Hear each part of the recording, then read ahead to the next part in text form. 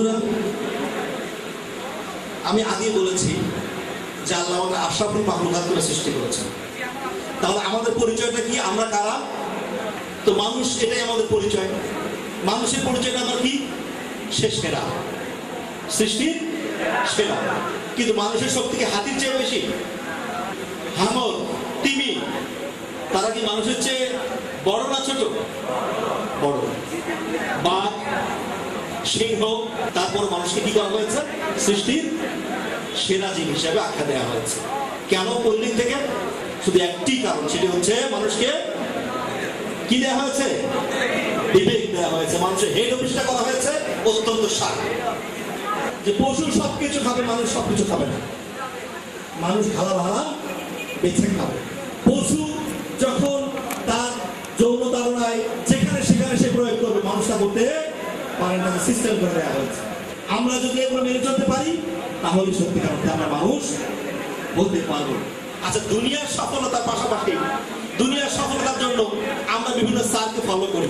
অমুক স্যার এরকম করে পড়ান, সুতরাং তার নোট গাইড সলভ করলে ভালো রেজাল্ট পাবো। আখিরাতের সফলতার জন্য এরকম কোনো স্যার আছেন দুনিয়াতে? আছেন?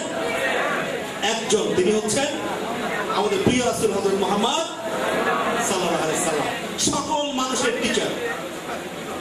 দুনিয়ার সফলতার জন্য আমরা যেমন টিচারদেরকে ফলো করি, আখিরাতের সফলতার জন্য ওই টিচারকে আমাদের স্মরণে রাখতে হবে, ওই টিচারকে মনে রাখতে হবে। ওই টিচার যেভাবে জীবন পরিচালনা করেছেন, আমাদেরকে সেইভাবে পরিচালনা করার চেষ্টা করতে হবে। তাহলে এই কালের সফলতা ও কালের সফলতা আমরা পেয়ে যাব। প্রিয় বন্ধুরা, আজকে আমাদের সবচেয়ে আনন্দের বিষয়, তোমাদের মতো ছেলে মেয়েরা, তোমাদের মতো ছেলেরা আজকে ভালো কেরিয়ার করে নিয়ে এসেছে, যারা দুইটাকে চাও, আখিরাত, দুনিয়া এবং আখিরাতকে চাও। যদি সে ব্যক্তি, সেই পুলিশ অফিসার, সেই আর্মি অফিসার, সেই ডাক্তার, সেই ইঞ্জিনিয়ার, সেই শিক্ষক, প্রত্যেককেই যদি এমনটি হতো, চিহ্নধারী তোমাদের মতো, একদিকে দুনিয়া, একদিকে আখিরাত, তাহলে এই দেশ দুর্নীতি যুক্ত হতো না, অবশ্যই দুর্নীতি মুক্ত হতো। আমি স্বপ্ন দেখি সেই বাংলাদেশের, যে বাংলাদেশ দুর্নীতি মুক্ত থাকবে, এবং সেটি হবে তোমাদের দ্বারা ইনশাআল্লাহ। আজকে বাস্তবে এখন থেকে সতর্ক হতে হবে, শপথ নিতে হবে। আমি আমার পাঠ্য বইয়ের পাশাপাশি কো কারিকুলার অ্যাক্টিভিটিসকে বাড়াবো, কারণ আমাদের যে শিক্ষা ব্যবস্থা তা আগে বলে দেওয়া হয়েছে অবস্থা কি দাঁড়ায়। কো কারিকুলার অ্যাক্টিভিটিসের মধ্যে আমাদের কোরআন সিলেবাস ভুক্ত নাই, কিন্তু কোরআন করতে হবে। হাদিস সিলেবাস ভুক্ত নাই, আমাদের হাদিস করতে হবে। ইসলামিক বইপত্র সিলেবাস ভুক্ত নাই, কিন্তু সেটা আমাকে করতে হবে। তা না হলে এইটা আমরা হতে পারবো, এইটা হতে পারবো না। আমরা এককভাবে সফল হতে পারবো, দেশ দুর্নীতিগ্রস্ত হবে, কিন্তু এইটা হতে পারবো না। দুনিয়া এবং আখিরাত দুইটাই একসাথে পাবো না। যদি পেতে চাই তাহলে মাত্র তিনটা জিনিস থেকে মুক্ত থাকতে হবে। কয়টা? কয়টা?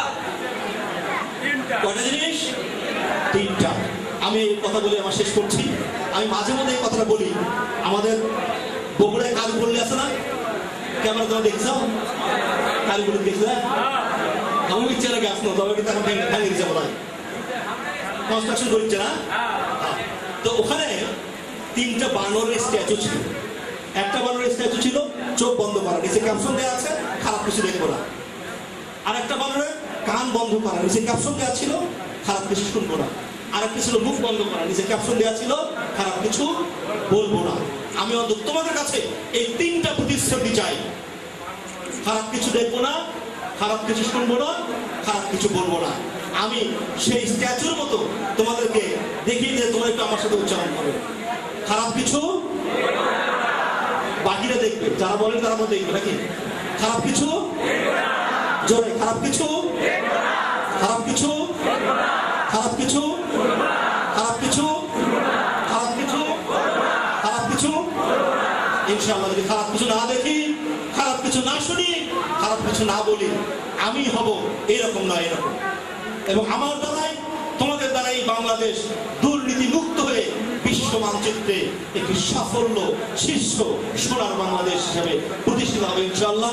এবং তোমরা হবে এই দুনিয়া ও পরকালের সফল যাত্রী। আল্লাহ তোমাদের অনেক বড় করুক, আল্লাহ তোমাদের অনেক অনেক সাফল্য লাভ করুক, এই কামনা করে আমরা শেষ করছি। আর দেখা হবে বিশ্ববিদ্যালয়ে।